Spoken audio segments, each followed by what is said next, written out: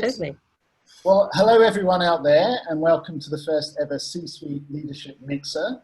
For those who are tuned in and don't know me, my name is Dean Carroll, and I'm one of the co-founders of C-Suite, which is the new startup aiming to provide a lifetime learning platform for executives.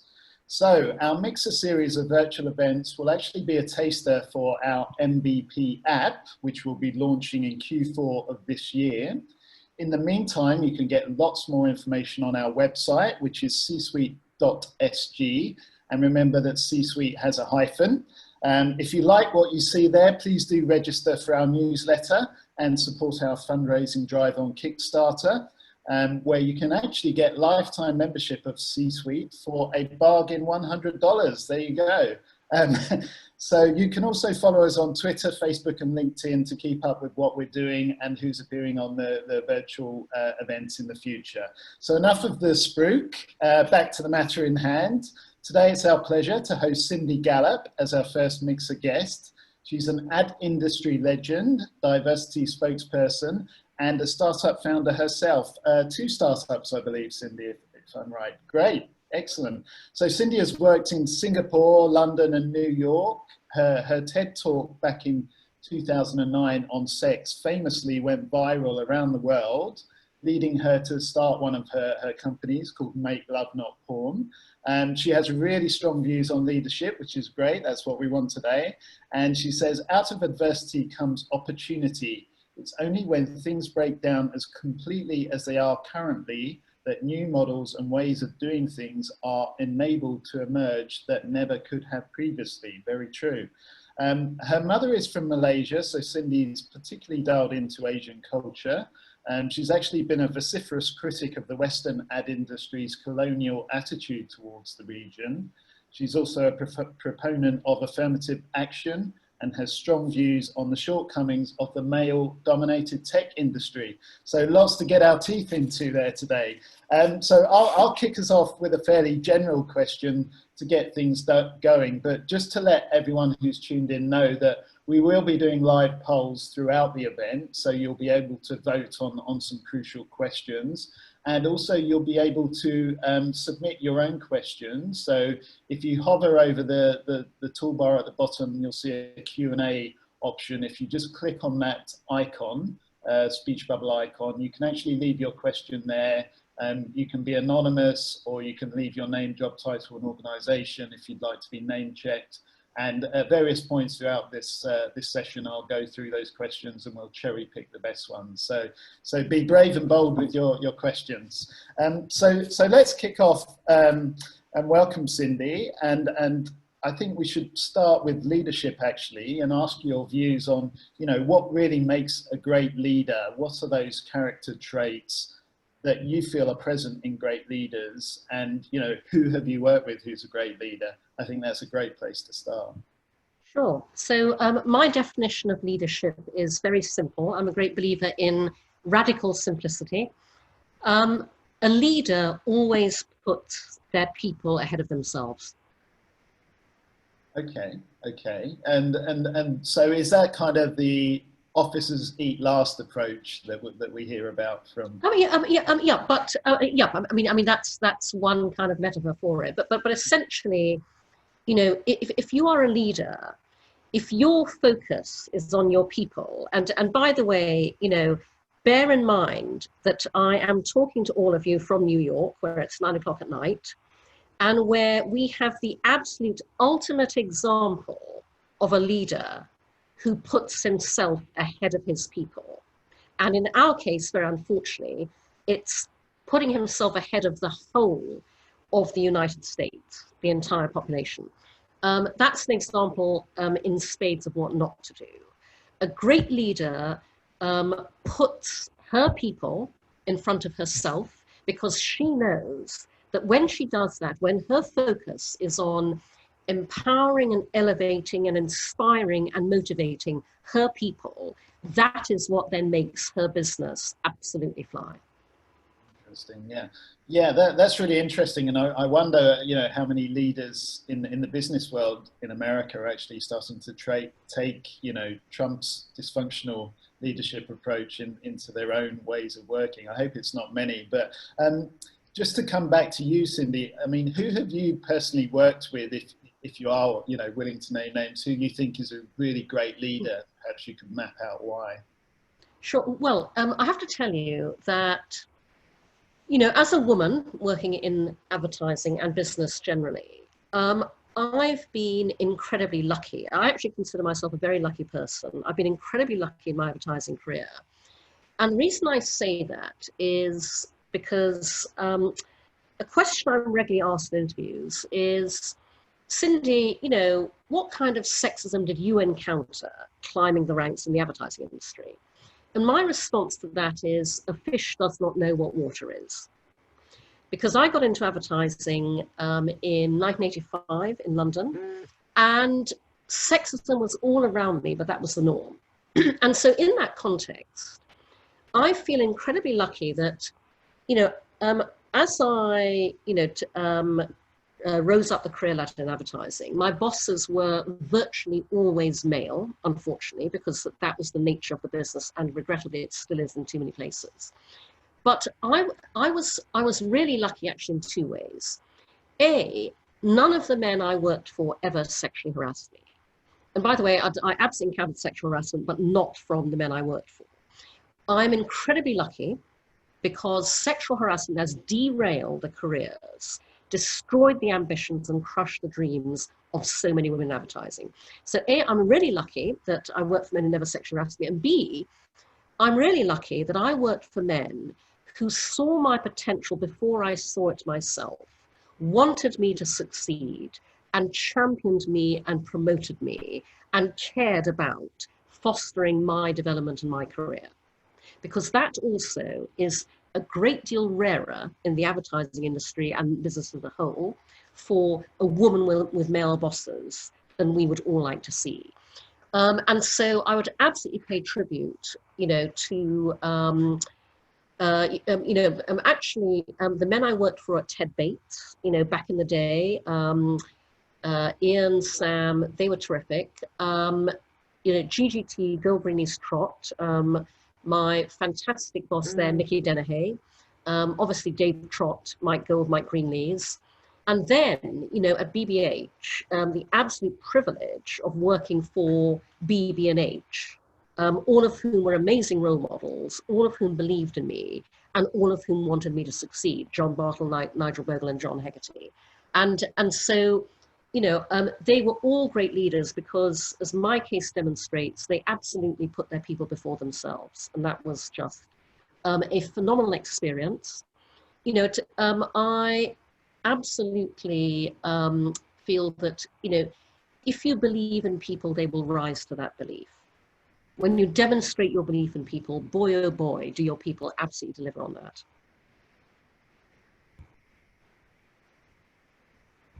Yeah, absolutely. And I think that's great to hear. And I think you were very lucky, right? And people probably realized you wouldn't put up with any shit along the way as well, because I've, to counter that, I've heard lots of really stories of dysfunctional, negative, sexist behavior back in the 80s and 90s heyday of that. Oh yeah, no, trust me, I encountered plenty of that. There was plenty of that going on. I was really lucky that none of it derailed my career. Yeah, definitely. Okay, and let's talk a bit about today. And as I said, you run your own startup. So I'm sure we were talking before the call started, and you talked about your small team. So I'm sure you had millennials and Gen Z folk working for you, right? If we can just use that lazy shorthand for a second. So I just wonder, how does your management approach differ, if at all, when working with the younger generation? And the reason I ask that is because, as a manager myself, there was a time when I had to work really hard to throw off those shackles of, command and control, because I came up in the media industry where it was absolutely command and control. There was no mutual learning. There was command and control, and you learning what you could almost by osmosis. So I wondered, from your perspective, how do you feel about that and your style of management at your startups? I mean, it's the same as it's always been. In fact, arguably even more so because I have a tiny team. On Make Love Not Porn, there are only 4 of us, including me. And but by the way, the other 3, my sales manager Abigail, my community manager Ariel, and my curator Bex, they are all millennials. And when you have a team that small and a task that huge, and it is very challenging running a sex tech startup, then you absolutely have to, trust and empower your people even more. And so, no, and nothing's changed about that. Got it. Okay. Well, I think at that juncture, we're about ready to have our first poll question of today. And it's on that very topic. So any moment now, you should see the poll question popping up on your screen. And for those that are listening on audio only and not tuned into the video, the question is, does managing millennials call for a new approach to management? So please get voting, people. I can see the numbers changing. Very interesting so far. So we'll give it another 10 seconds or so before we post the results. Okay, I think let's end the poll there and post the results if we could. Crystal, who's our awesome C-suite member of staff managing the back end today. And there we go. So we've got 81% saying yes, 13% no, and 6% not sure. So yeah, it suggests that there is a different approach needed. I'm just, sorry. Interesting, right. Yeah. And we have a question on that. Let's have a look. So we have Gerard Lynn, who says, how do you get a young team of 4 to wear many hats as they seem to want a limited amount of accountability? That's a really interesting question, because I think that, if I were Gary Vaynerchuk, I would hold a mirror up at this point and say, well, that's back on you, isn't it, as a manager and leader? But yeah, Cindy, what do you think of that? Yeah, sure. So, essentially, absolutely Make Love Not Porn, we all have to wear many hats, because when you are a tiny bootstrapping startup, then everybody's down in the trenches together. And I think what works is, looking at your question, Gerard, it's actually, and by the way, everything I'm going to say to you today is completely subjective. I'm just telling you what I think personally, what my approach is. But my approach is has been to give each person, a small team, a very clear area of accountability. So my team, know exactly what their spheres of operation are. And then there will be a number of different things they have to do within them. So, Ariel Martinez, my community manager, she's responsible for our community, which means our members at Make Love Not Porn, their experience, the user experience, customer service falls under, that domain, although in a tiny startup, you're all customer service, 24/7. Bex Caputo is our curator and Make Love Not Porn star liaison. And so his responsibilities specifically are to do with curating our videos and managing our contributor, Make Love Not Porn star community.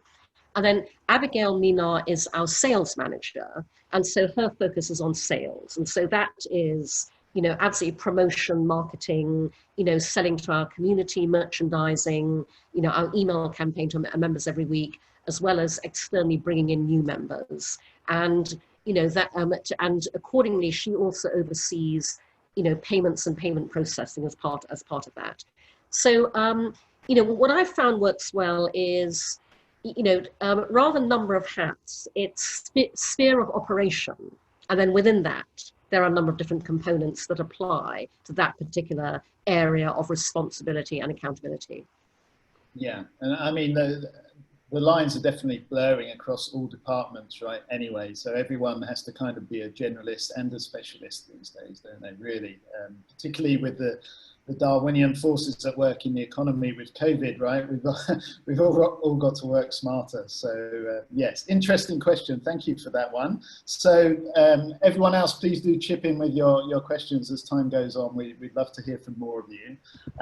Just while we're on the subject of startups, actually, so I recently blogged about, how when you're a new startup founder, there's a wave of altruism, of goodwill, and from other founders at other startups who just want to help you, right? And it's way beyond quid pro quo. It's just, giving you their contacts, their trade secrets, everything, right? They just want to help you and you want to help them, and it's kind of overwhelming, that feeling. But at the same time, I just wonder how that doesn't kind of leak over into the startup culture that those founders then create, right? Because I know a lot of people that work at startups, and often there is a kind of toxic work culture within those startups, and sometimes it's because perhaps the founders who are leading and managing have never led anything before, have never managed before, so maybe don't have the professional experience, haven't had any training, but it is a weird dichotomy that there's this leadership deficit and not always goodwill to the staff, but to other founders, it's overwhelming in terms of the altruism. I just wondered if you'd witnessed that, Cindy, and what you thought about that. How many of those startup founders you're referencing are women? No, I wouldn't say it was women. I would say it was across the board. I mean, No, but I asked because you are talking about a specifically male entrepreneur model of management. Okay. Which is why I asked how many of those founders are women, because I'm willing to bet that most of, if not all of them, are men. No, actually, it's interesting. No, I would say it's almost gender agnostic, in not just what I've heard from other people, because as I said, I know lots of people that work at startups. I've kind of been around that space myself, and yeah, I wouldn't say it was overwhelmingly male. So in the Singapore startup community, there are as many female founders as male founders. It's 50-50, is it? Probably not. No, probably not. No, but it's quite a small startup community here. But yeah, I wouldn't say it was 50-50. No. Yeah, no, I'd be very surprised if it was. The reason for those questions, Dean, is because, and actually, there's been a lot of pushback on this here in the US where it started. But what you're talking about is a very unfortunate perception of what constitutes the norm of startup culture. Absolutely came out of Silicon Valley. It has shot around the world. Driven by the tech startup landscape, but manifests in all sorts of startups. And there is this perception that startups have to be, and I think, I can't remember who coined this, it might have been Alexis Ohanian, the founder of Reddit, but hustle porn, by which it's all about the hours you work, 24/7, sleep under your desk, drive everybody hard, et cetera, et cetera. And as I said, there's been a real backlash against that over here. And so Alexis of Reddit has been very outspoken about the fact that that is the worst kind of culture and environment to build. Jason Fried and David Heinemeier Hansson, the founders of Basecamp, have been, they've been writing books about, it doesn't have to be like this, literally that is the title of the latest book, about the different kind of work culture they operate at Basecamp. The difficulty is, and I've observed this all around the world, by the way, because I've talked to entrepreneurs and startups in many different markets, that there is a perception of this is the way you do things. And that is adopted by both startup founders and by VCs and investors. And so that leads to, you're absolutely right, a very toxic and unhealthy environment when it's combined by relative youth and inexperience and lack of understanding as to how to manage a lead. And so this is why, and obviously this is something I champion a lot, but the data absolutely shows that the fastest growing sector of entrepreneurs and founders is 45 to 60. older people make great entrepreneurs. They're also the most successful ones because they come from a background of experience and management, and and they've weathered every storm, and so fund more older people who can then lead by example, role model for the rest of wherever the startup community is. Absolutely fund more women. We are massively underfunded compared to men. Only 2.8% of all venture funding here in the US goes to female founders. The rest goes to men. And by the way, of that, only 0.2% goes to Black female founders. So it's not just sexist, it's racist. Fund many more women who bring a different management style, leadership style to the table. And you will drive a different culture. And yeah, I deplore hustle porn and the whole macho, got to be working 24/7, got to pressurize your staff. They're not doing a good job if they're not there 24/7. Absolutely not. You get far more done if you get a full night's sleep, if you have a good work-life balance and you feel happy and productive, especially, by the way, now, when everybody is really stressed out because of the pandemic. I mean, now is the time more than ever to understand the unique stresses that puts on all of us, and to really reformulate your approach to how you work to take account of that. Definitely, I 100% agree with that. And we can't underestimate the basic things, like you mentioned, a good night's sleep, right? Getting exercise, eating well, all of these things help, and you can't do that if you're working in a business culture that is, as you say, hustle porn and 24/7, and all seemingly based on the 0.01% of Silicon Valley dysfunctional leaders that changed the world, like Steve Jobs, right? So, yeah, okay, interesting. And sticking with tech for a second, I see we've got some questions coming in now, but just yeah, that's great. Yeah, it's great indeed. But I just wanted to ask you a tech-related question while we're talking about the topic. So the current masters of the universe, for example, Alibaba, Facebook, Google, TikTok, Huawei, are they actually good for society in your view? And do you think they encourage people to be the best versions of themselves?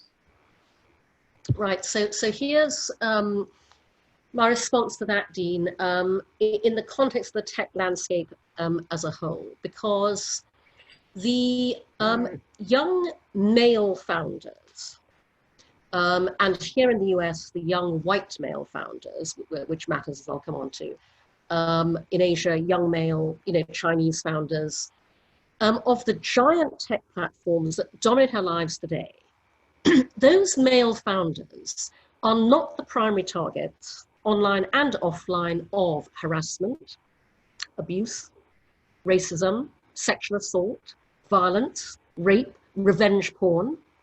Therefore, they do not, and they did not, proactively design for any of those things.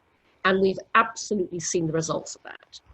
Those of us who are most at risk every single day, women, Black people, people of color, LGBTQ, the disabled, we design safe spaces and safe experiences. I mean, for example, I and my team spent literally years concepting and designing Make Love Not Porn before we ever built it, because we knew that if we were going to ask people to do something they'd never ever done before, socially share their real world sex, we had to think through every possible ramification of that to create a completely safe and trustworthy space. And as a result, at Make Love Not Porn, we operate unlike anybody else on the internet, not just anybody else in the adult sphere. Not least because I designed Make Love Not Porn around something nobody else does, but everybody else should: human curation. That is at the heart of what we do. Our curators watch every single video submitted to Make Love Not Porn from beginning to end. Our curators curate every post on what we call Make Love Not Porn Social, which is the ability to post on your profile. And this, by the way, this can be as safe work or not safe work as you like: text, photography, art, illustration, whatever it is. We review every single piece before we publish it. We curate every single comment on every single video before we publish it. And that is why I have a startup that is about nothing but love, showcases nothing but love, celebrates nothing but love, is a place of nothing but love. That's because we can vouch for every piece of content on our platform. Now, I'll give an example of how much a white male-founded platform is not delivering in the way that it should at scale when it hasn't taken any of this into consideration, and that is LinkedIn. So I have been a member of LinkedIn for 14 years. I joined in June of 2006. I have 14 years worth of experience of male harassment, abuse, and inappropriate messaging of women on LinkedIn. And I have 14 years worth of trying to get LinkedIn to take this seriously and do something about it. And I eventually boiled over when yet another woman posted about an appalling experience with inappropriate messaging and tagged me in her post.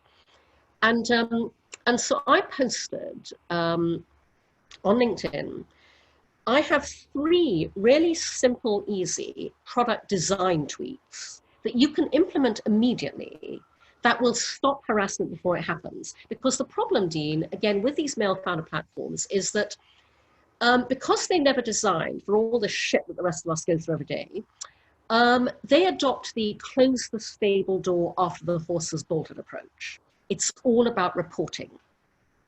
The onus to report should not be on the people who are abused in the first place. That's reliving trauma, it's spending more time with shit, and it's going through a truly appalling reporting process, talking as someone who's attempted to do that across a whole bunch of channels. So my design recommendations for LinkedIn were based on stop this harassment and abuse dead in its tracks before it ever happens.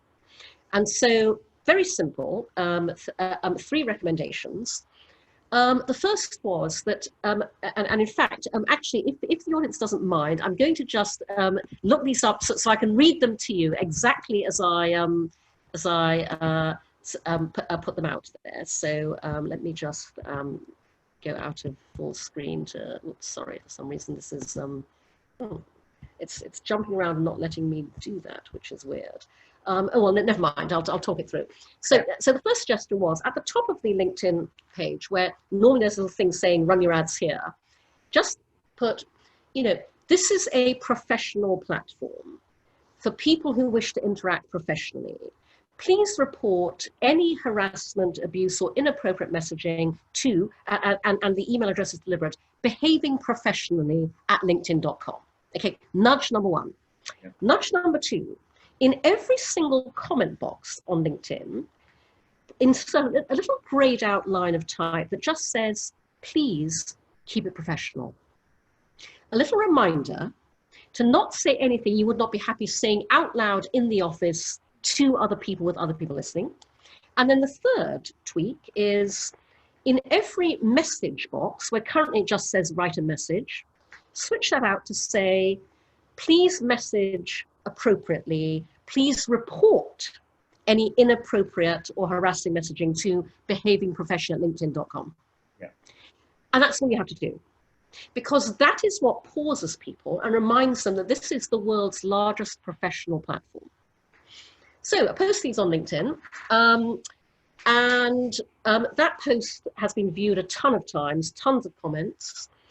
Toma Cohen, who is the global head of product on LinkedIn, and Madhu Gupta, who is the global head of security and trust on LinkedIn, left comments thanking me for them, but nobody has reached out to me directly, and my recommendations have not been implemented.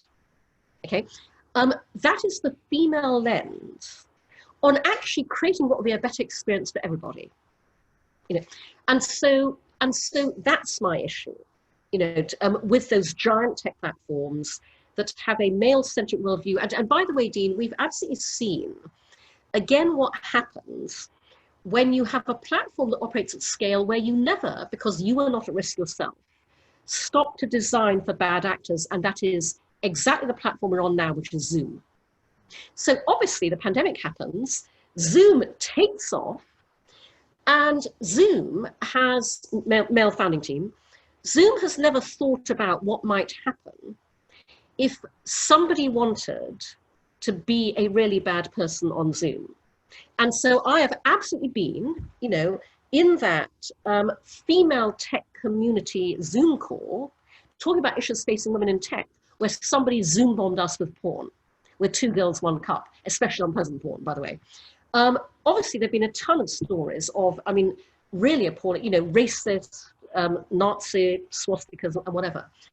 And that's because, nobody at Zoom, came from the lens of, I'm at risk every day. How do we design risk out of this platform? That's the issue.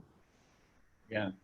I mean, it's these things weren't thought about at the very beginning, and that's the problem, isn't it? And then the scale is so big, and then it's like turning around to change it. Yeah, absolutely. Okay, let's just jump into the audience questions just to move to a different topic now. So, anonymous attendee, I assume that's not your name, has left a very interesting question actually, and a kind of we touched upon this earlier when you were talking about fund older people, right? And what age is the best age for a founder? And there are lots of research suggesting 45 and upwards. So anonymous attendee said, what advice would you give to someone in their 50s looking for a role in the media and marketing industry?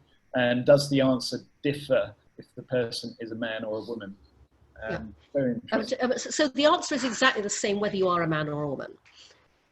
So this is obviously something that I've been championing for years. I've been fighting ageism for literally decades. And my recommendation here is, I operate the exact opposite of the usual philosophy by which people try and reduce ageism, where they go, age is just the number. I go, no. Your age is a very special number. Your age is a very special number because your age is the sum total of you.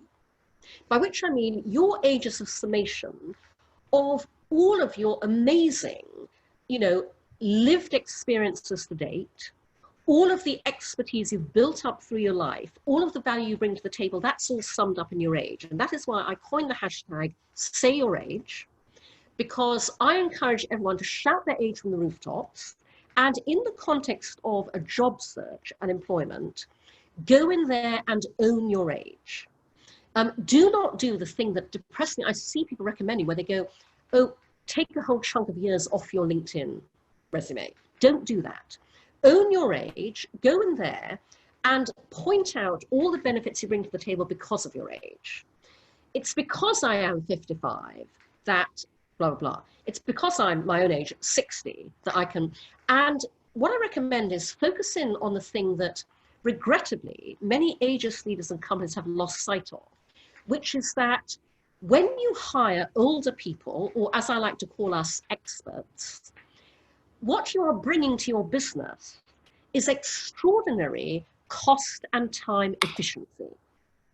You make your business more money when you hire older people because, when we've been round the block 50 million times, we know exactly what to do in any business crisis situation immediately. Okay, we don't run around going, oh my God, the sky's falling. Our years of experience mean that we can look at inefficient systems and processes and streamline them instantly. We make decisions quicker. We can do everything faster, by the way, because of that experience. We have, by the way, a very big one, again on cost and time efficiency, is we have the people management skills honed by decades of work experience. Nobody ever teaches you people management. You learn it by doing it. And when you are older and you're a terrific people manager, boy, oh boy, that not only brings, tremendous peace to the company you work for, it also brings, again, time and cost efficiency in managing people to get the most efficient things done, as quickly as possible. So my recommendation is absolutely go in there, own your age, and it's exactly the same answer for a man as for a woman. I'd like to choose the next question, if I may, Dean, if that's okay. Sure. Yep. I want to just pick up on Simon Irani's question. As a leader, at what point do you relinquish control of the details and day-to-day running, but still make sure the company is moving in the right direction and things are getting done? And, what I would like to bring up in answer to that question is something that I take very much to heart myself as a startup CEO, and therefore, at a tiny stage of the business. But these principles apply as a leader at any stage of the business. So And this comes from a blog post that Fred Wilson, who is a very famous VC, a partner at Union Square Ventures here in New York. He wrote a blog post years ago. He actually referenced what someone else had said to him. He didn't credit them, so I'm afraid I don't know who they were. But he said, and he was talking again in a startup context, but this is true generally. He said that a startup CEO's job consists of only three things: identifying and then holding the vision and the strategy for the company. Number two, hiring the very best talent in the marketplace to achieve that vision. And number three, making sure there is always money in the bank. That's it. Those are the three things that a leader, a CEO, needs to do, and everything else you can delegate. So I hope that answers your question, Simon. Yeah, and there are two interesting questions at the end there, Cindy. There are two interesting audience questions at the end there. We could roll into one actually. So one is from Niraj Nagpal, who asks, is a Facebook boycott a futile gesture? And then Chris Stevenson asks, has big tech become too big to fail? And if so, how do we develop a policy that encourages more heterogeneity in the tech industry? Right. So perhaps we can roll those two together and Well, actually, no, Dean, they're two separate questions. I'm delighted they've both been asked, and I'm going to answer them separately. Okay. So, so first of all, Niraj, to your question, no, a Facebook boycott is absolutely not a futile gesture. A Facebook boycott is a fantastic demonstration of exactly the kind of action that needs to be taken to drive real change. Because, and by the way, I absolutely know that Mark Zuckerberg thinks it's a futile gesture because he made that very clear in the employee meeting where his comments were leaked. But no, it is absolutely when business, big corporations and small, show the way for others to have the courage and the conviction to do that as well. That absolutely drives change. And it doesn't matter what face Facebook puts on it. And it doesn't matter, by the way, yes, there are also a ton of small advertisers who feel they can't afford to get off it. The more companies boycott Facebook, the more companies will boycott Facebook, and the more Facebook will have to sit up and take notice.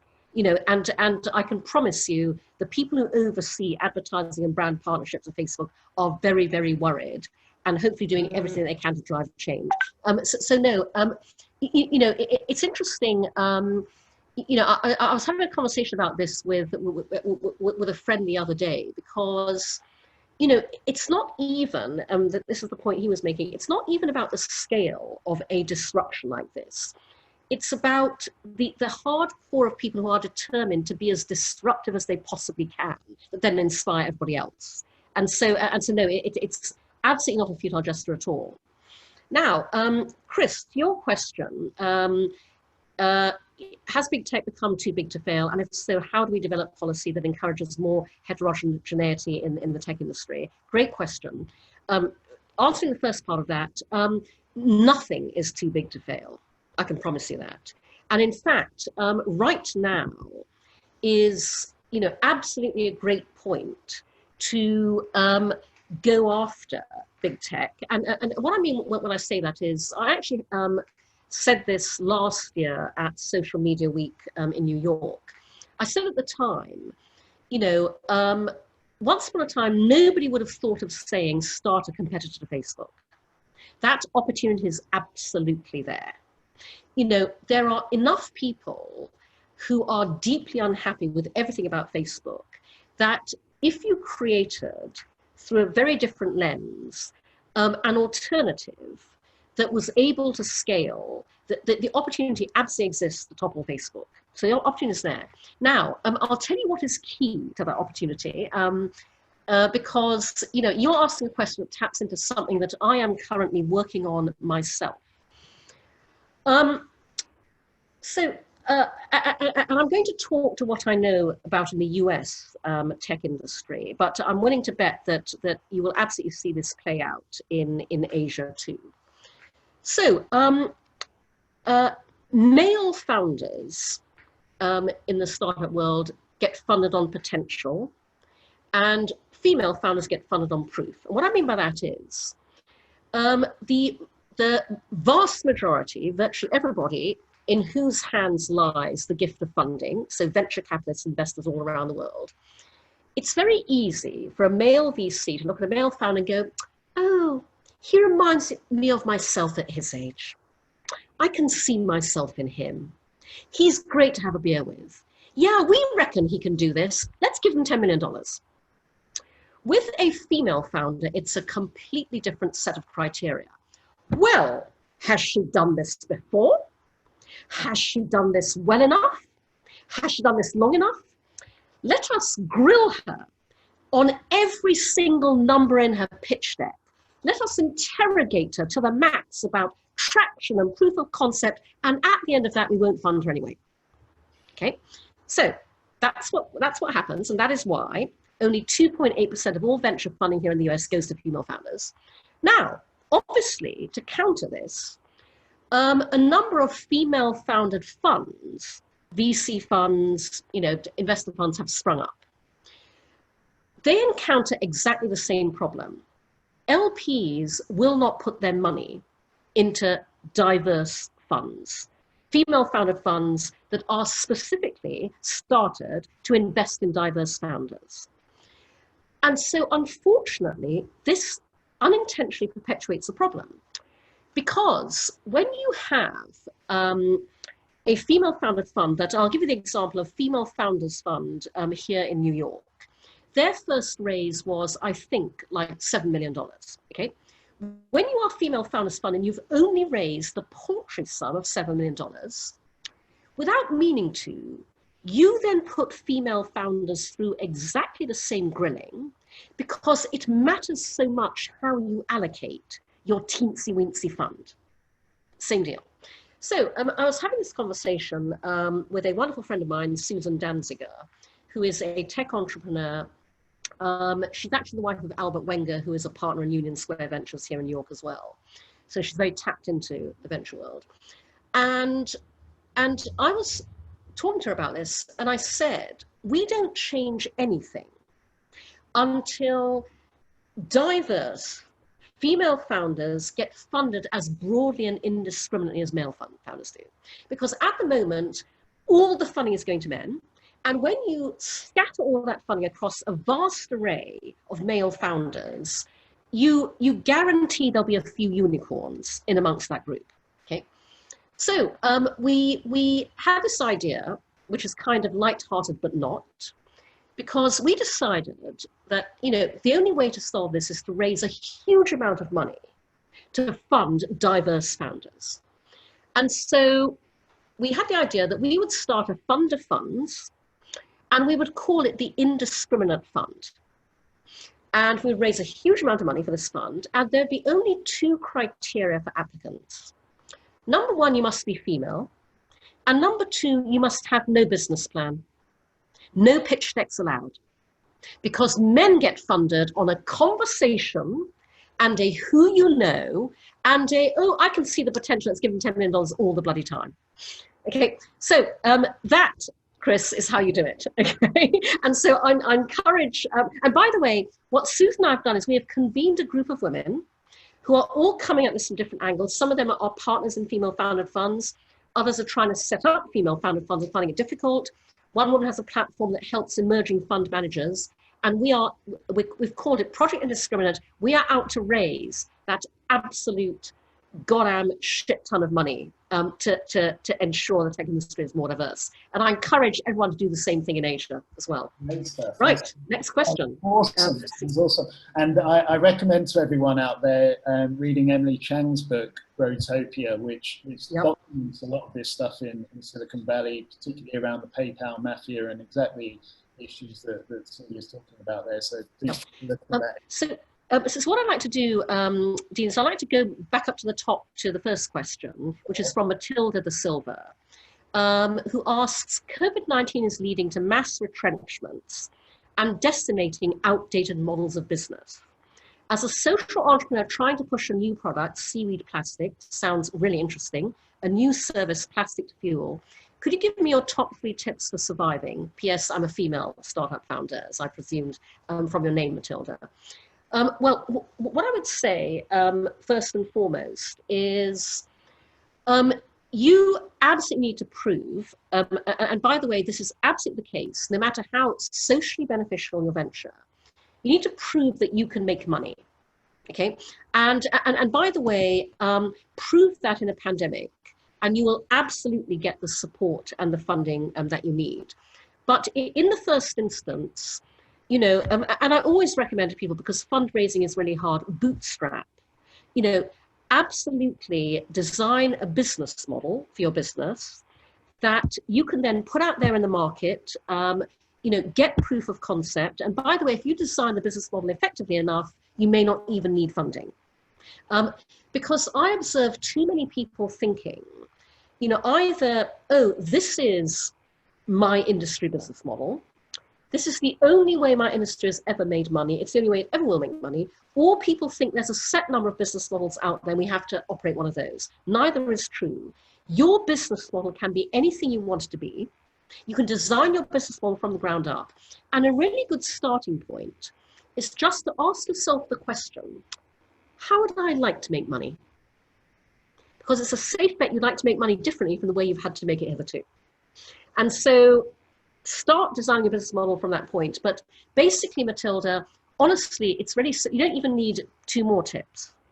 If you can prove that your startup makes money, and by the way, you know, you just need one customer, you know, to, with what I'm assuming is an enterprise model in some form, because it's bulk buy, I'm guessing, you know, if you can get one customer who demonstrates their belief in your product, they're willing to pay money for it, then that propels you forward. So that's my number 1 tip, first and foremost. And by the way, just you know, in case you know, some of you out there are, you know, thinking, looking at the situation in terms of finding jobs or employment. Again, as I said earlier, I like to keep things very, very simple. And historically, I've always said to people, this is the one thing to do at any company that will propel you up the career ladder faster than anything else, that will turbocharge your ascent into the C-suite.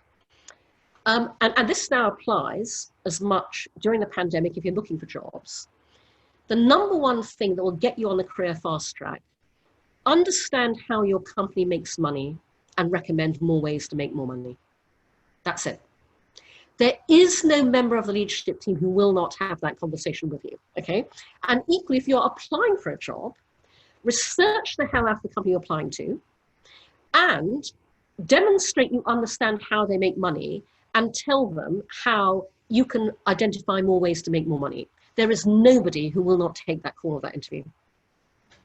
Your advice would be run towards the P&L rather than trying to avoid it. Yeah, no, absolutely. Yeah. But especially now, when in the pandemic, all bets are off. You know, this is absolutely why, you know, as you alluded, Dean, you know, I say adversity drives opportunity.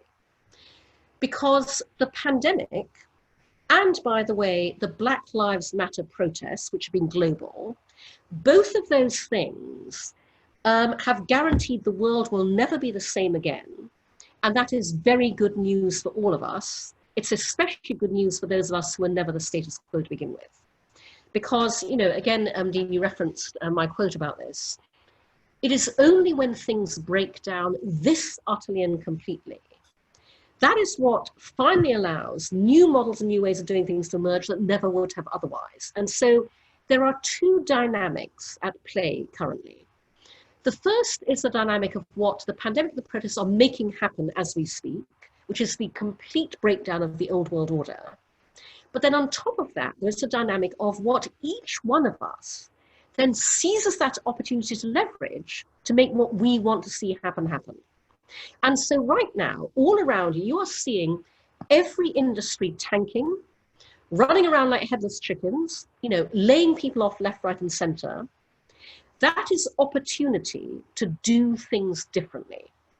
That is opportunity to finally create the industry you want to create. And by the way, whenever I recommend to somebody they start their own business, what I say to them is start your own industry.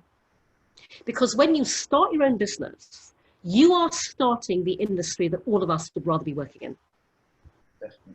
Yeah, yeah, and I think that's a great point, and I'm really interested in the conversation that we've had around the diversity within startups, the diversity within the VC space, which is obviously lacking.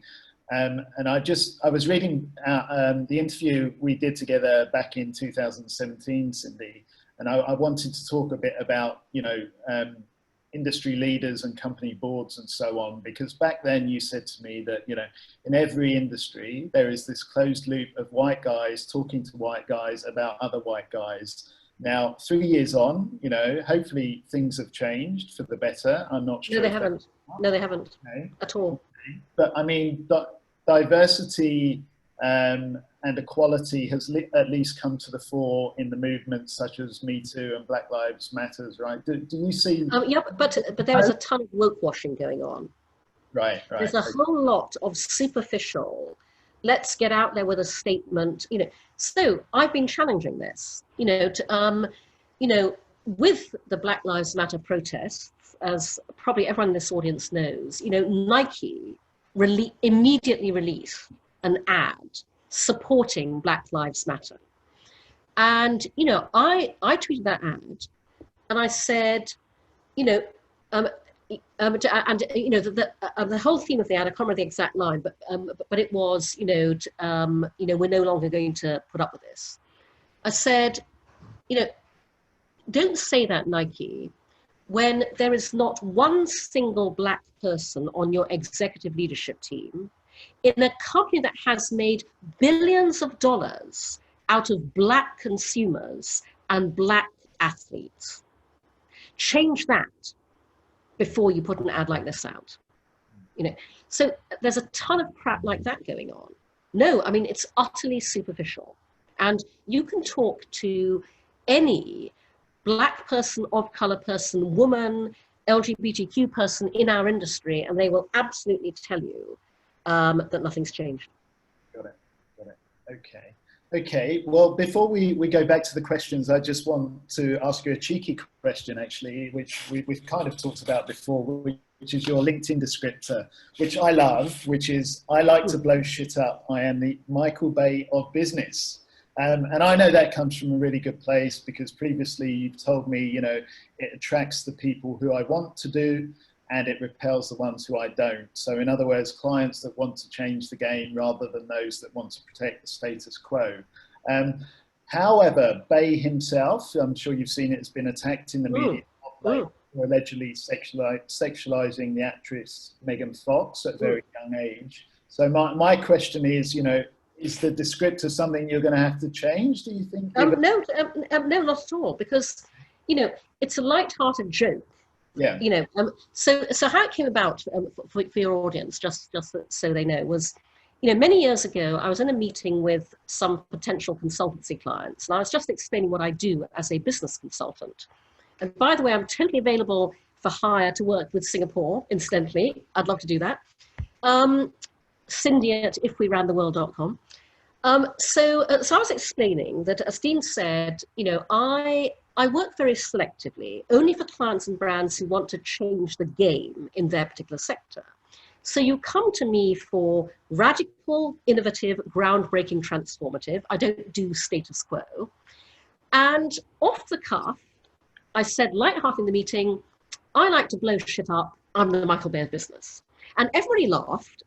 And I came out of that meeting, I thought, actually, that works. That's a really good summation. So I've been using it ever since. And to Dean's point, I'm a great believer in be your own filter. Because when I characterize what I do in that way, it attracts to me the clients who want what I do, it repels the ones who don't. And I want to repel the ones who don't because they're a waste of time, effort, and money.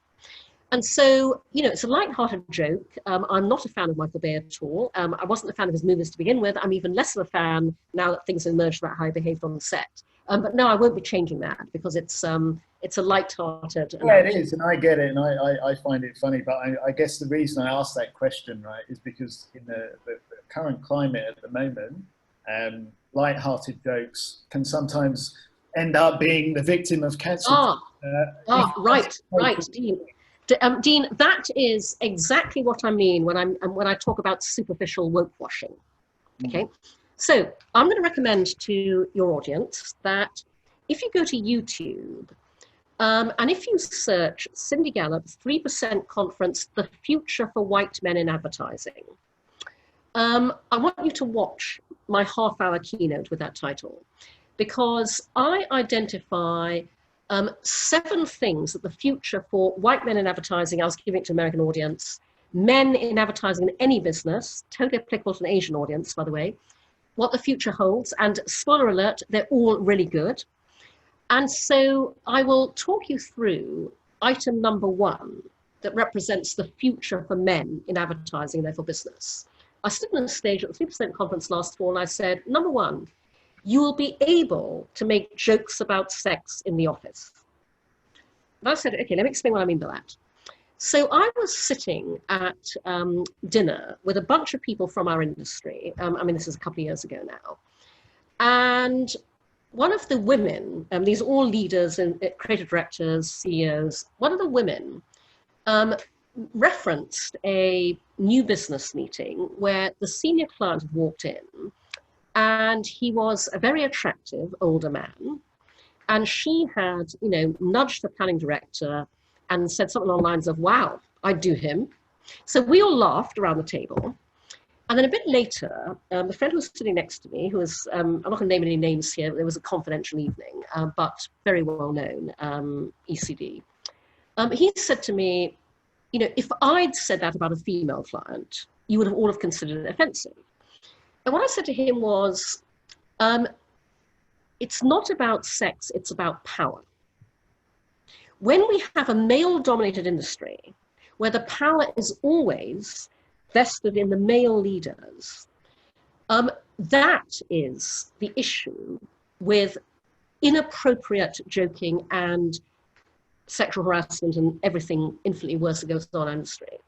And so the point I made in my talk was, you know, the day that power is equalized, the day there is equal opportunity for men and women alike in every working environment in our industry, and so at every level of every company you have a gender equal company and a gender working environment, then we can all make jokes about sex in the office. It'll all be funny. Yeah, got it. Level playing field. Yeah, okay. And with that, let's jump to our next poll question from the audience, if we can, which does relate to cancel culture. So that should be popping up on your screen any second now. And the question for those that don't have video is cancel culture good or bad for leadership standards? And you can answer good, bad, or not sure. So please get voting. Okay. Just let that run for around 30 seconds. So another 10 seconds to make your vote. Please do.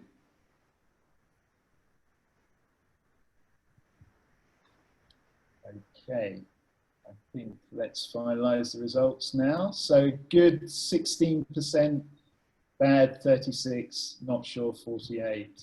Okay, so fairly non-committal there, as you'd expect for such a new cultural trend at this stage. Yeah. Okay. Right. Let's move. But, sorry, can I just make a point about that, Sure. Dean? Sure. First of all, you know, the term cancel culture gets bandied around a lot. Yes. And you know, it's there's a vast spectrum of degrees of cancel culture, and there is also who gets to come back from it. Mm. And once again, men are given a damn sight more leeway than women. And so I'll just make that point that, you know, there's a huge difference between some victimized rich male leader complaining about cancel culture because for the first time ever, you know, people have gone after him for something he's done, versus a woman who's stood up for herself and has been trolled into the goddamn ground and had her life and her career destroyed. Okay, and I would just urge the audience to think about the fact that there are different impacts and different consequences of so-called cancel culture depending on who you are. Have you had a lot of personal stories from women reaching out to you on this topic? No, just honestly, all you have to do is be on social media every day. You see plenty of examples. Yeah, no, I was just thinking because, you know, previously, before the Me Too movement was even a movement, right? You talk very publicly about the volume of women reaching out to you to. Oh, I mean, women still message me all the time. Yeah, absolutely. Right, got it. Okay, so let's move back to the questions now. There was a good one from Dazzle that I saw, Dazzle. Have you seen differences between how male and female CEOs have responded to the pandemic as business leaders within their company and of their industry? Interesting.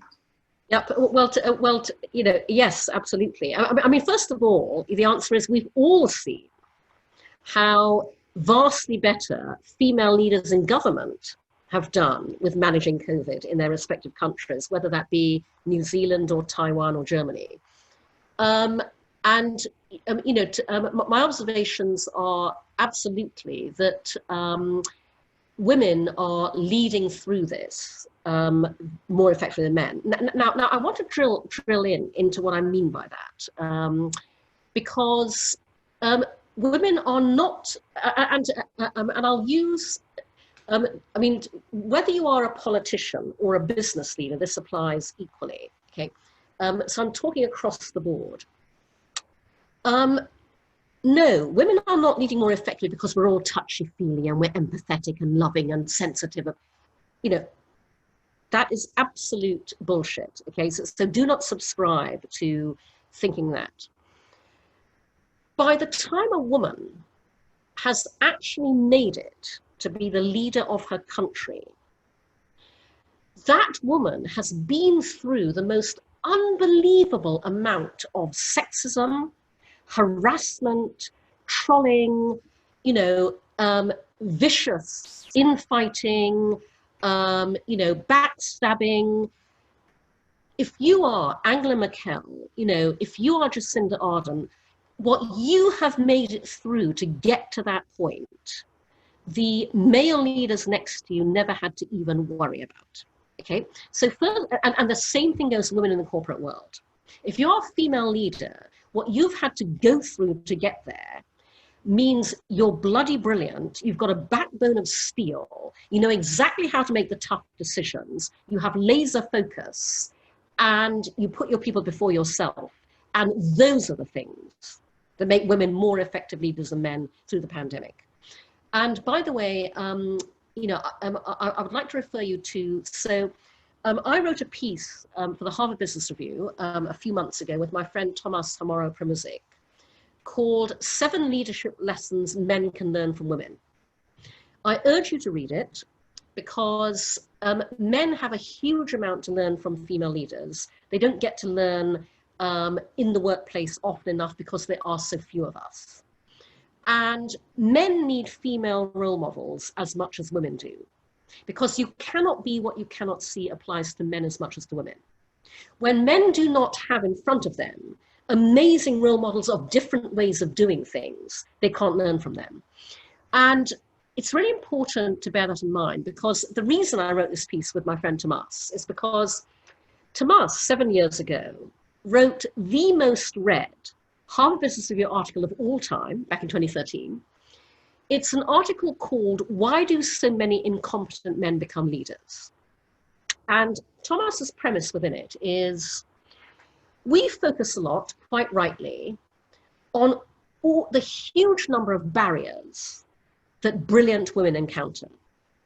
But a far bigger problem is the lack of obstacles for incompetent men. And that is absolutely the case in business and in politics. And so, and by the way, that is the most read Harvard Business Review article of all time. It was so successful that Tomas has turned it into a book. His book has been out for the past couple of years. It's called "Why Do So Many Incompetent Men Become Leaders?" and How to Do Something About It. And I blurb the book and I say on the cover, this is the single most important business leadership book of our time. I recommend you all read it. Because, and by the way, men, and I make this point in my 3% conference keynote, the lack of obstacles for incompetent men is enormously demotivating for competent men. There's nothing more depressing than working your socks off, giving your business all you've got, and seeing somebody who is utterly incompetent rise to the top because of who he knows, because nobody wants to rock the boat, because he talks a great game with a CEO over golf. It's as demoralizing and demotivating for you when there aren't enough obstacles for incompetent men as it is for women. Yeah, great points, And I wanted to ask you actually about the different work styles of leadership and work cultures around the world, given that you're such a global citizen. As I said earlier, you've worked in Asia, you've worked in Europe, you've worked in the US. How would you categorize the different cultures in terms of work cultures, leadership, management styles across those different regions? Well, I mean, honestly, Dean, it's impossible to answer that question generally, because I could talk in depth about what it's like to do business in Japan, which is very different from what it's like to do business in Singapore. So every country has its own work culture, undoubtedly. I would say, quite honestly, the biggest, and this is the one thing I will generalize about, the biggest issue for an effective business culture in Asia is the lack of respect for women and the belief that women should always be in a subordinate role. And again, that obviously is not operated as a blanket consideration, but it's pervasive enough that, that is holding the Japanese economy back. The failure to tap the female workforce in Japan is absolutely dragging Japan down. But, in every other market in Asia as well, the pervasive social-cultural dynamics of, women are second to men. Women should always be soft-spoken. Women should not, and by the way, the women do not want to be that at all. They don't subscribe to that. I always remember, again, this is many years ago, I spoke at a marketing conference in Japan, in Okinawa. And, typically, I think I was possibly the only female speaker on the stage. There were a mix of Western and Japanese male speakers. And the audience was very male dominated, but there were a fair amount of women. And I gave a talk. And after my talk, I was in the line for the lunch buffet, and a young Japanese woman came up to me, and her English was not very good, but she said to me, I've never forgotten this, she said, "Please, I want to be you. Please tell me, how can I be you?" And do you know, Dean, I was blown away by that, because this was a Japanese woman who just seen me on the stage speaking in a way that Japanese women are never encouraged to speak, being straightforward, challenging, provocative. And she wanted to be me. And I promise you, a lot of Japanese women, whether they know me or not, want to be me.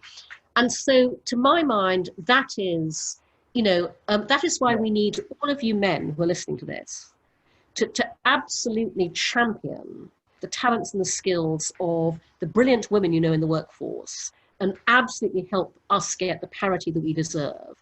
Because we live in a world where the default setting is always male. Men, you have no idea how much happier you will be living and working in a world that is 50-50 equally, designed and led by all of us. Yeah. And following on from that, speaking of talented and powerful women, I see we have a question in from Junie Lau, who actually runs the trade body for and newspapers and so on in Singapore, and I think wider now. So a question that I was going to ask you actually, Cindy, given your background and your love for the ad industry. Junie says, where do you see the digital ad industry headed in a post-cookie world? Are ad alliances among media companies doomed to fail? Open brackets, many around the world have tried and are mostly not succeeding. And who is driving or will drive the conversation in digital advertising going forward? Really interesting question for our times, I think. Right, so you're going to find, folks, certain themes recurring in my answers to these questions. But honestly, Junie, the thing about your question absolutely references the total irony of our industry, which is that every aspect of it, including digital and media, is male dominated for an industry whose primary target is women. We are the purchasers of everything, the primary purchasers of everything. We are the primary influencers of purchase. And yet everything designed to sell to us, to reach us, to engage us is male dominated, male run, male crafted and male approved through the male lens. And that is a huge problem. So I have been exhorting the women of the advertising industry for years to start ad tech ventures, okay? And I've made the point that you do not need a technical background, women, to start an ad tech venture. All you need to know is how you would like to be sold to, because you can absolutely hire the tech person to build it. But, you know, I go back to my point earlier about the, you know, young white male founder giant tech platforms. The same applies in ad tech. And, you know, anything that you found invasive and creepy, and boy, oh boy, is there ever a ton of it, the entire, you know, data gathering model, we design very different forms of digital advertising. We design different forms of ad tech, and we design different approaches to media. And so the future of digital, the future of media is absolutely ensuring that it is crafted and designed and executed through the female lens and through a diverse lens. And, you know, basically, I promise you that there are so many ways to reach us, your primary targets, so much more effectively that haven't even begun to be conceived of. And incidentally, you know, I will just say this to the audience, because I would love all of you to think about this. So many years ago, I was speaking at the Cannes Advertising Festival, and in the Q&A, a young woman said to me, Cindy, what is the single piece of advice that you would give a young person going to advertising today? And I said, don't. And I said, let me explain what I mean by that. Don't go into advertising to go into advertising. Go into advertising to make what you want to happen. So my advice was absolutely get a job in advertising. Then take a long, hard look around you. Identify what you think should be there in our industry but isn't. What you would love to be able to use, but nobody's done it. What you think you could uniquely bring to the table as a service that nobody else has, and then start that. And I said, and by the way, you can start that within the company you work for, or you can jump ship and start it yourself. And I recommend the latter, because I guarantee that if you start that thing that fills a hole in our industry that no one else has delivered on, in just a couple of years' time, you know, giant holding company X will buy it from you for a shit ton of money. Okay, that's the path to wealth creation industry. And so I really encourage everybody in this audience, you know, absolutely start new ways of targeting us, you know, new ways of reaching us, new media properties, new ad tech ventures. And again, I go back to what I said earlier, now is the time. All bets are off.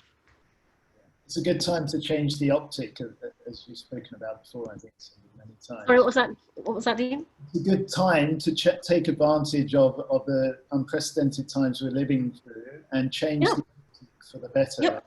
Yeah, okay. Great. A really interesting question from an anonymous questioner here on leadership, who actually says, hi Cindy, have you ever as a leader had to make a decision for the greater good that meant you had to go against your personal values, and how do you grapple with that tension? I think every leader's probably been there, right? Well, you know, again, I feel very lucky, Dean, because I really haven't. Okay, And the reason for that, and I'll reference really, the agency I spent most of my career at, Bartle Bogle Hegarty, 16 years. So 16 years is a very long time to spend at a company in our industry. And so people would ask me over the years, Cindy, why have you spent so long at BBH? Is it the brilliant creative work, the great strategy, the wonderful people? And all those played into it. But at the end of the day, the reason I stayed at BBH for 16 years was because BBH had more integrity and principles than any other place I'd ever worked at. And that matters more to me than anything else about any company I work for or start, for that matter.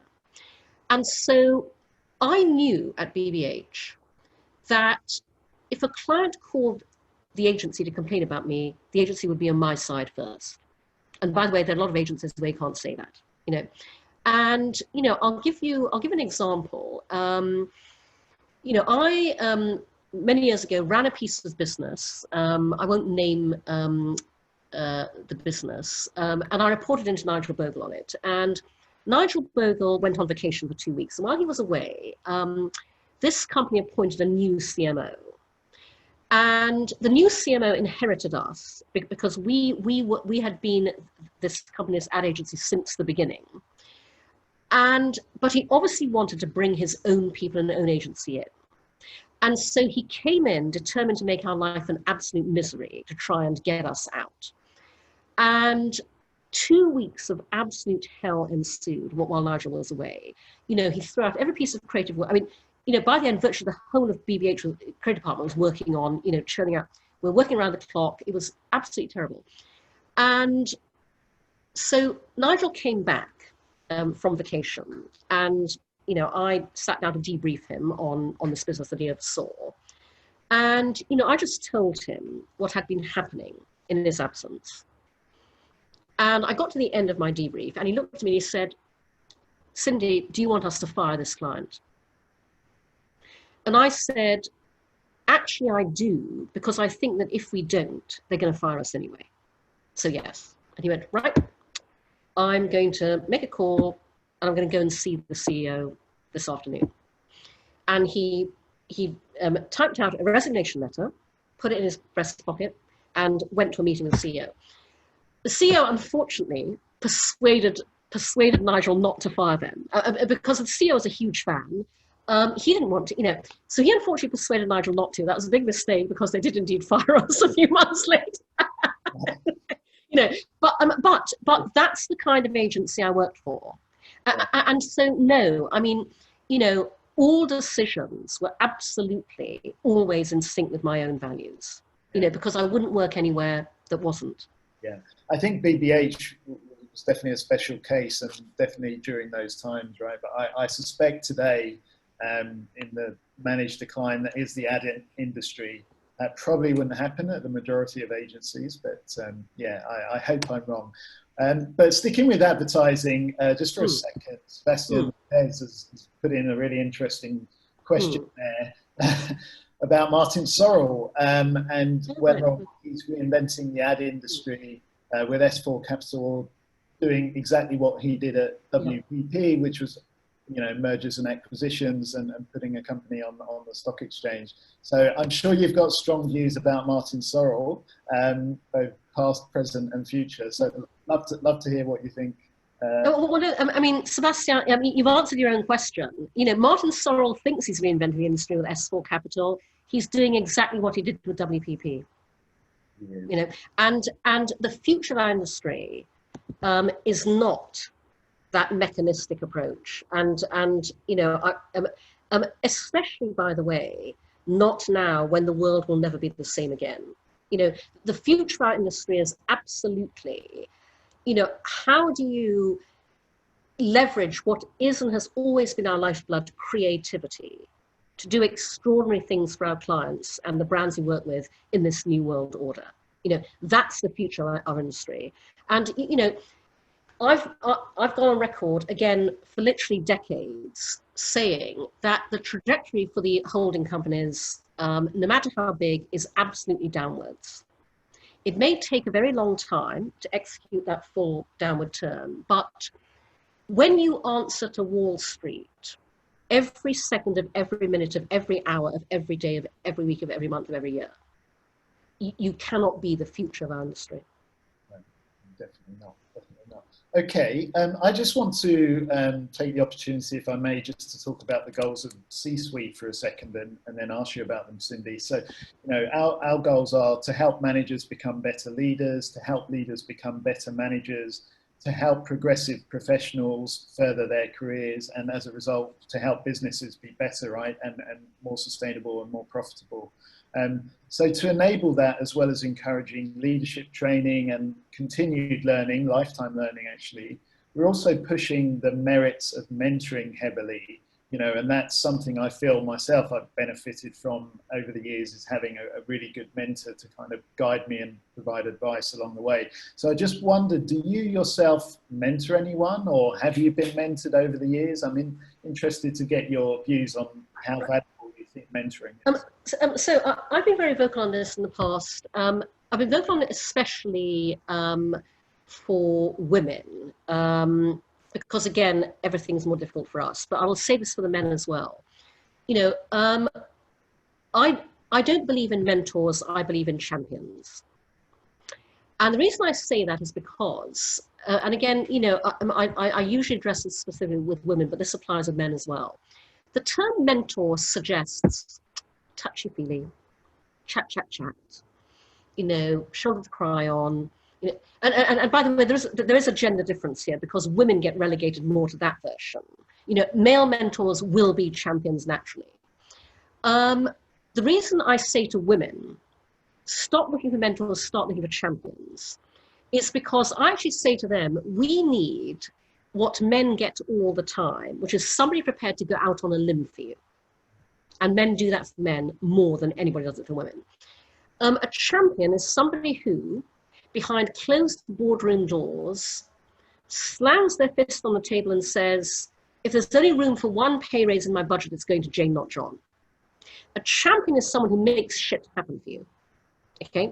So I've been lucky, as I said earlier, all through my career to have, unfortunately, predominantly male, because there weren't women in those positions, but I've had male champions.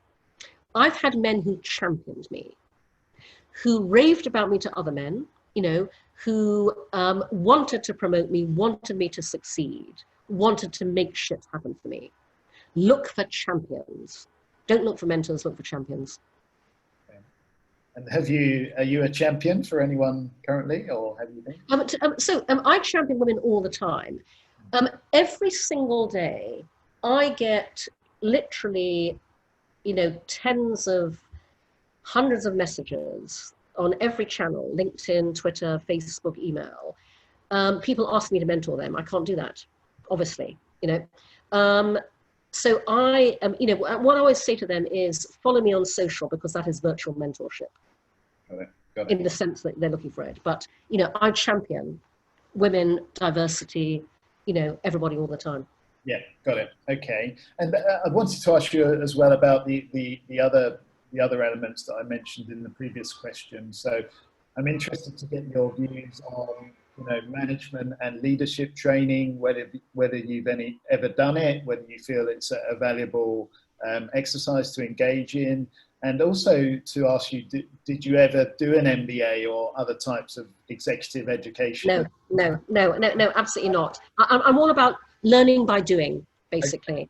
You know, and so what I would you know, what I would urge you to focus the C-suite on, Dean, because, you know, it's what I just alluded to. Your single most competitive edge in the marketplace should be that the C-suite is where we make shit happen for you. Okay? Focus on how you get your members opportunity. You know, and by the way, when you bring a community together as a critical mass, you can all make opportunity happen for each other. Okay? I think that's way more important in the long run than training. And you can absolutely, you know, how can you create openings, direct people to, hear about first, get the inside track on, the opportunity to learn by doing. Yeah, I mean, the three pillars that it's going to be built on will actually be community, content, and connectivity. So completely with By the way, time, and this one will be followed by our penultimate question of the evening. You've frozen there, Cindy. Are you still with me? Yeah. Okay. No, I am. So just coming back to leadership. I think your Wi-Fi is a bit dodgy, actually. Yeah, carry on. It is a bit dodgy, yeah. I blame Singtel. Shouldn't say that, but there we go. All right, so I wanted to ask you about the recent Netflix basketball documentary, Last Dance, which was based on Michael Jordan's glory years at the Chicago Bulls in the 90s, right, when he won everything. I think it was 5 or 6 NBA championships. Every award going, he won. But at the same time, you know, watching that documentary, it was clear that he belittled and bullied his teammates, right? But he's being held up as a superb leader. So I just wondered, you know, what are your thoughts on that? Because it seems to be in kind of poor taste to me that someone who, okay, yes, won everything, but perhaps didn't do it in the right way, is being celebrated like that. Yep, no, absolutely. It's the Steve Jobs syndrome. Steve Jobs sounds like an absolute goddamn nightmare to work for. You know, I absolutely believe that you can lead by absolutely being demanding, absolutely being tough, but you do not have to take it to the level of abusiveness, which is what Steve Jobs was, by the way.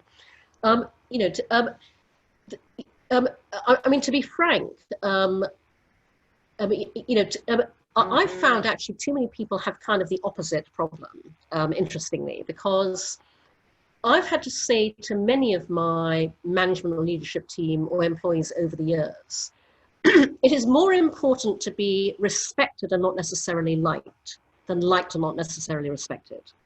Because the flip side of what you're talking about, which to my observation actually occurs more often, is that people desperately want to be liked. They want to be popular.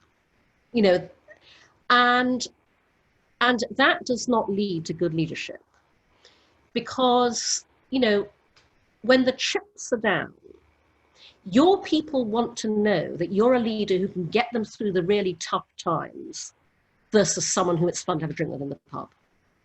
And so it is better to be respected and not necessarily liked than liked and not necessarily respected. Got it. Right. Well, let's see what the audience thinks on the poll question then for Michael Jordan. So that should be popping up on your screen. And for those listening just to audio, the question is Michael Jordan a good leader? Yes, no, or not sure? So vote away, people. Oh, interesting split so far. 15 seconds left to vote, I would say. Please do throw your hat in the ring. Oh, this is really interesting, this one. Just a couple more seconds. Okay, let's call it there, Crystal, if we can flash the result on the screen. So 27% yes, 27% no, and 45% not sure. So people really on the fence for that one. That is super. Yep, no, and I would direct the audience again, you know, go to, I'm sure Dean can circulate the link, but read Maya and Tomas's Harvard Business Review piece on 7 leadership lessons men can learn from women, because there are many other models of leadership you haven't even begun to be exposed to sufficiently. Yeah, okay. And as someone who made it to the C-suite and stayed there for many, many years, you know, what would your main advice be to both the aspirants who want to grow into candidates for those senior roles, and for the incumbents already there who perhaps want to keep evolving, keep bettering themselves because they have that professional discontent? What would be the kind of, you know, flagpoles you'd put in the ground for them?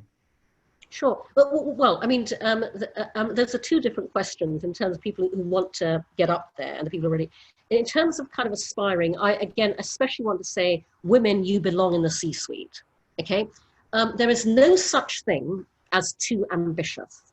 You'll hear it all the time as a woman, trust me. No such thing as too ambitious, just as there is no such thing as too assertive or too outspoken. Okay, so absolutely bloody go for it. You know, ambition is a very healthy thing. You know, we wouldn't have, you know, all of the successes in business that we have if people were not ambitious. So be ambitious. And for people who are already there, it's enormously important to make yourself uncomfortable. Because it's very easy to settle into comfort, and comfort means hiring people like you, making sure your board is all composed of people like you.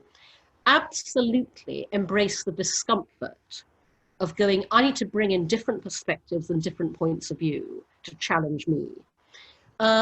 Not least because, and I believe in articulating this, the way it is, but, the message I've been, communicated to male leaders for years is hire into equal power with you women you feel threatened by.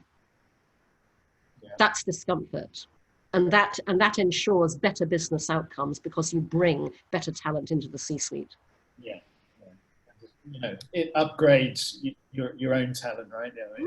Upskill because you learn from those people. So yeah, great. Okay, so Cindy, I know you're a fan of choosing your questions. So were there any that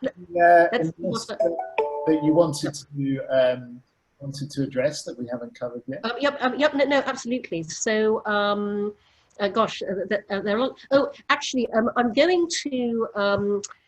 So anonymous attendee who says, I'm not as brave as you are. When sexism happens in my workplace, it's insidious and tends to come as jokes, e.g. he's being such a girl, often from the men who have the power to decide how much I get paid. So I'll jokingly tell them off for sexist comments, but I never dare to go further than that. What's your advice for the non-brave like me who are afraid of being ostracized and losing their jobs? In the first instance, I'll recommend what I recommend to the women who ask me a version of this question regularly, which is, how do I speak up about things that I'm really not happy about in my workplace without kind of triggering very negative consequences? So what I always advocate is, you absolutely must call it out. If nobody speaks up, nothing changes. The key thing is to call it out very calmly, politely, and pleasantly, and to do it as a self-contained comment that you shut down so nobody gets a chance to respond and then move the conversation on. So, you might be having a work discussion, one of the men there said something you object to. You say, I'm sure you didn't mean like this, but when you say that, what that implies is, or that makes the women working here feel, and just say it very calmly, politely. And so, I'd love you to kind of, find a different phrase going forwards. Now, as we were saying about that meeting next week, and so just move the conversation on without giving anybody the opportunity to respond, because that way no one has a chance to get defensive, just make it its own fully rounded thing, drop it, and then move the conversation back very quickly to the professional agenda that you were discussing. But the second thing I will say, anonymous attendee, is quite frankly, I recommend you do that because based on how the men in your workplace respond to that, that will tell you whether or not you want to carry on working there. Because quite frankly, if they respond badly to your speaking up on what everybody now knows from the prevailing climate in 2020 is not the appropriate way to behave, if they don't respond well, you are never going to progress in that company. I guarantee it. If that's the way they talk about women, if that's how sexist they are, and if they don't appreciate and learn from you calling them out, then you are never going to succeed in that company. And I would find another job. Well, listen, I've got one more burning question I want to ask. Then we can take any final question from the Q&A from the audience that Cindy would like to answer. But before we do that, just our last poll question of the night, which is actually about the experience today. So we took the decision, as this is the inaugural leadership mixer, not to enable the chat function within Zoom webinar and just to allow people to ask via the Q&A button.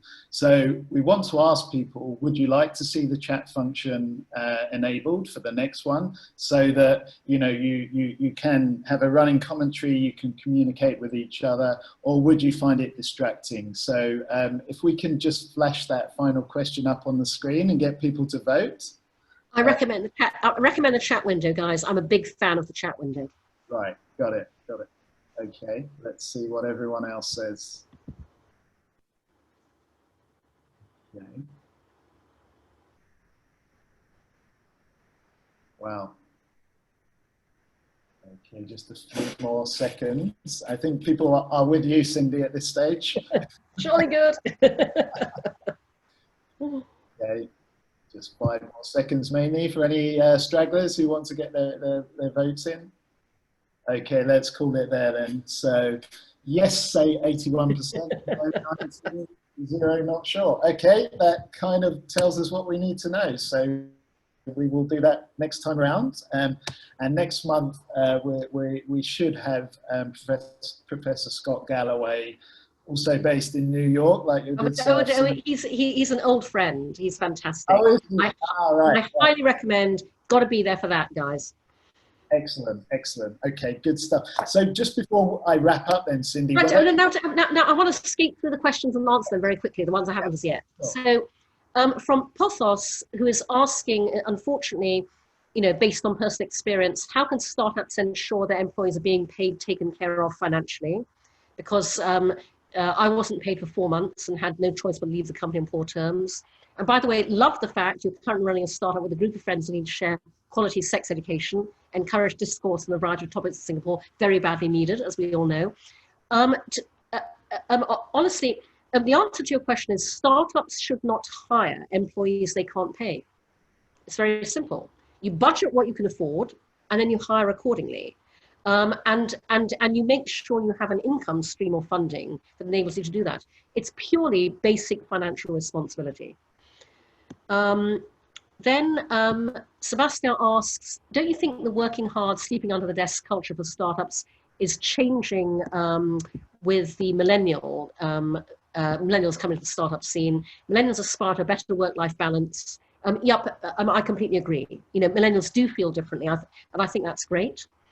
And then has the advertising industry become more about saving than selling, saving the world rather than selling products? With so many so-called purpose-led campaigns coming from all the world, are we missing the point of what we were meant to be doing? We are when it's woke washing again, because I am all about the future of businesses doing good and making money simultaneously. But not in the way that most companies currently do that, where they go, we make money here, and then we do good by writing checks to causes to clear our conscience over here. I'm all about integrating social responsibility into the way you do business on a day-to-day basis that then makes it a key driver of future growth and profitability. So that's what we need to recommend to our clients. And that's then, I'm all about communication through demonstration. That's what you then demonstrate you're doing. Implications of possible Trump re-election, don't even go there. Okay, let's not even depress ourselves today. Pothos, I really empathize with your question about if my business has been removed from Google Ads being too adult, aside from SEO optimization, what else can I do to drive sales? I'm sorry, I can't answer that question tonight. That requires too much. I've been interviewed by Vice Media. Should I continue? Yes, absolutely. Go for it. What are some of the new ways of targeting women apart from the usual ways? Email marketing, social media. Displace men in ad tech. Displace men in agencies, displace men in media, get a more female lens. That's a new way of targeting women. And as a person of color, Shabazz asks, do you have any tips for breaking through into senior leadership positions when the gatekeepers themselves are mostly all white male dominated and you feel they are threatened by the disruption you might bring? Honestly, it is find the senior leader that isn't threatened. They are out there. That's its filter. Be bold and confident about what you bring to the table. If they feel threatened, you can't work with them anyway. Okay, that was a breakneck cracking through. That's breakneck advice there. I hope everyone was making lots of copious notes during that session. And when I look at the names of the attendees, it seems like we have a good gender mix actually, which is good. So I'm pleased about that. Thank you, Cindy, so much. I know it's what, 10:30 p.m. at night there now. Yes, yeah. Really appreciate whatever time it is. Yep. 10:40. Yep. Yeah, I really appreciate you giving us so much of your valuable time and advice. It's been an absolute pleasure. So before we give Cindy a round of virtual applause, let me just tell you what's coming up. So as I said, next month we have the effervescent Stern Business School Professor Scott Galloway, who will be joining us for the Leadership Mixer. We'll be announcing those details soon, but to be in the loop on that one, just go to our website, csuite.sg, C-suite with a hyphen, and sign up for our newsletter. Also, please drop me an email if you have any feedback about today, or you'd like to suggest guests for the Mixer series. I'd be delighted to hear your thoughts. And my email address is just simply dean@csuite.sg, and that's C-suite with a hyphen, as I said. But yeah, it's been absolutely fantastic, and thanks for... I'm sorry, can I just say to everybody listening, if you've enjoyed what I've said, please support me. Go to makelovenotporn.com, okay? Join Make Love Not Porn, subscribe, consider becoming a Make Love Not Porn star. And if anybody comes across any open-minded investors in Singapore, hook me up. Cindy at makelovenotporn.com.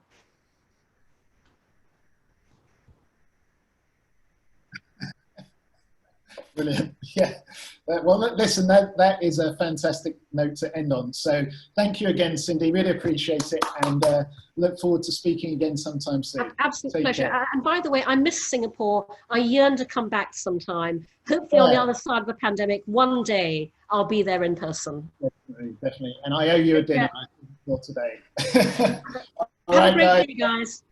Thank you, everyone.